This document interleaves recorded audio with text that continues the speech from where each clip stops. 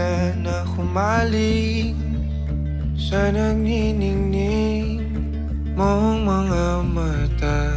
Ika'y isang bituin na nagmula sa langit.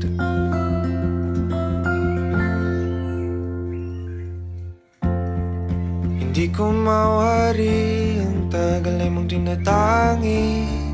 Sadya namang nakakabighani, di may paliwanag ang